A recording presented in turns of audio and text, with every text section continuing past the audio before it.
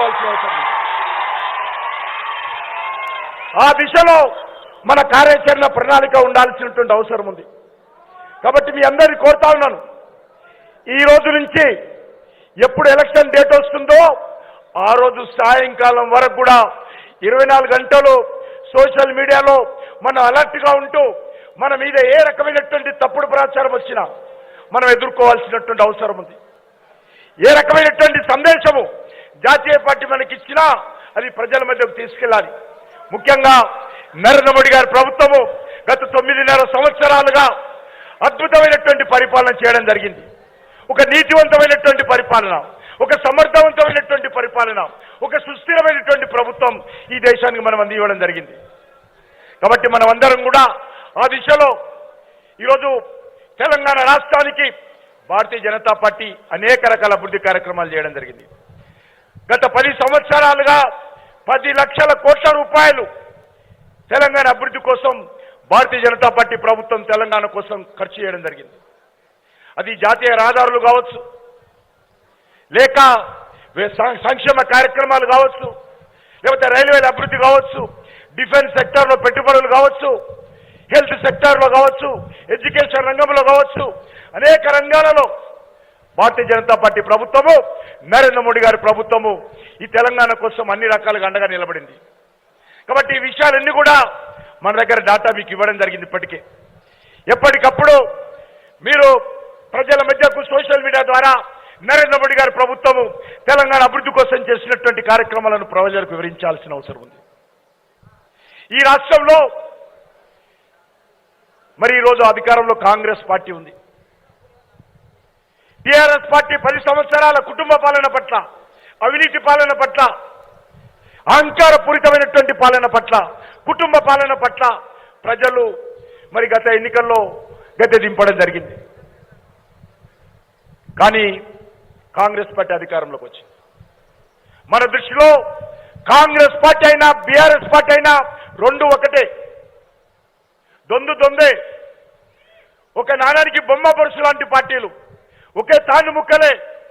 వీళ్లకు తోడు MIM party, ఈ 2 పార్టీలకు తోడు ఎంఐఎం పార్టీ. ఈ 3 పార్టీలు కూడా గతంలో కలిసినటువంటి పార్టీలే. ఈ 3 పార్టీలు కూడా గతంలో ఎన్నికల్లో పోటీ చేసినటువంటి పార్టీలే. ఈ 3 పార్టీలు కూడా గతంలో అధికారాన్ని పంచుకున్నటువంటి పార్టీలే. మొన్నటికి మొన్న రాష్ట్రపతి ఎన్నికల వరకు కూడా ఈ పార్టీలు కలిసి పనిచేశారు. కాబట్టి మన దృష్టిలో ఈ యొక్క కాంగ్రెస్ పార్టీ కానీ, బీఆర్ఎస్ పార్టీ కానీ, మజ్లిస్ పార్టీ కానీ, ఈ 3 పార్టీలు ఒకటనే విషయము మనం స్పష్టంగా అర్థం చేసుకోవాల్సిన అవసరం ఉంది. కాబట్టి భారతీయ జనతా పార్టీ కార్యకర్తలుగా ఈ రాష్ట్రంలో ఈ 3 పార్టీలకు ప్రత్యామ్నాయంగా భారతీయ జనతా పార్టీని తీసుకురావాల్సిన అవసరం ఉంది.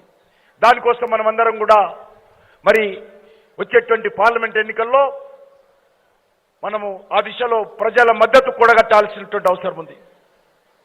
వచ్చే పార్లమెంట్ ఎన్నికల్లో మెజార్టీ సీట్లు భారతీయ జనతా పార్టీ గెలవాల్సినటువంటి అవసరం ఉంది.